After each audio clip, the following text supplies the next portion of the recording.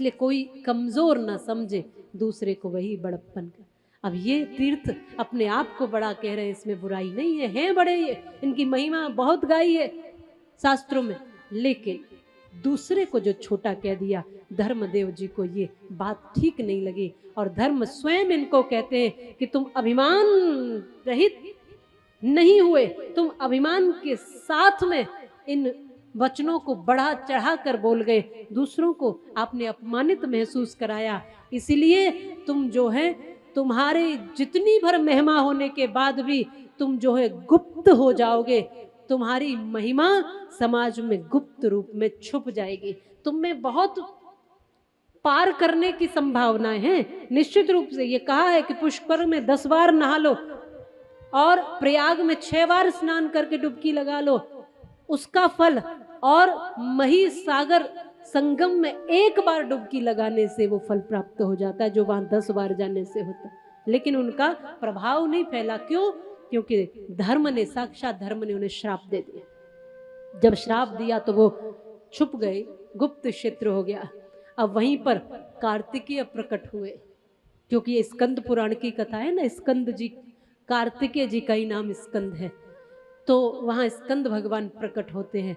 और उन्होंने धर्मदेव जी को कहा कि तुमने भी ये उचित नहीं किया, ये ठीक नहीं किया, ये अच्छा थोड़ी किया है तुमने, ये तुमने कौन सा अच्छा, उन्होंने तो भूल की ही की कि अपने को बढ़ा चढ़ा के बोला, पर तुमने भी इतनी सी छोटी बात पर उनको श्राप देकर ठीक नहीं किया।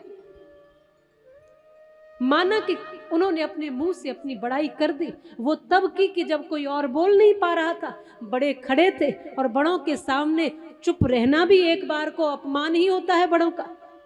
इस बात को आप यूं भी तो ले सकते थे कि बड़ों ने पूछा, ब्रह्मदेव ने पूछा कि बताओ तुम में से कौन श्रेष्ठ है, अर्घ के लायक है। अब सारे तीर्थ मौन है। अब मान लीजिए कि आचार्य आपसे कुछ पूछ रहे हैं कि बताओ, अब तुम चुप हो जाओ, तो ये भी तो उनका अपमान है कि नहीं। तो जब कोई नहीं बोला तो मही सागर को बोलना पड़ा, पर इतनी सी बात पे आपने उनको गुप्त रहने का श्राप दे दिया। इतनी महिमा उनकी है और आपने उन्हें कहीं छुप जाने का श्राप दे दिया, ये बात ठीक नहीं है। तब धर्मदेव को अपनी भूल का प्रायश्चित भी हुआ। उनको लगा कि मैंने कुछ ज्यादा ही कह दिया, मुझसे भी भूल हुई है। तब उन्होंने अपना जो कुछ भी यंत्र इत्यादि था, माने जो भी अपनी धर्म के पद पर बैठने की एक निशानी, वो कहते हैं कि मैं इसे छोड़ता हूं, मैं अपनी पदवी छोड़ता।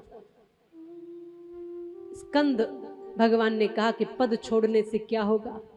सबने प्रार्थना की, अरे आप, धर्म ही जब अपने पद से हट जाएगा तो फिर अधर्म बढ़ जाएगा सब और।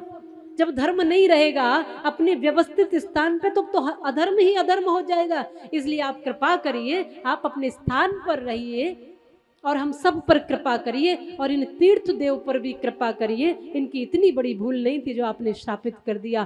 तब फिर धर्मदेव ने उन्हें कहा कि श्राप तो लगा है तुम्हें, तुम गुप्त क्षेत्र के नाम से जाने जाओगे, लेकिन एक समय ऐसा होगा कि साक्षात बाबा श्याम तुम्हारे स्थान पर तीर्थ पर साधना तप करके तुम्हें श्राप से मुक्त करेंगे।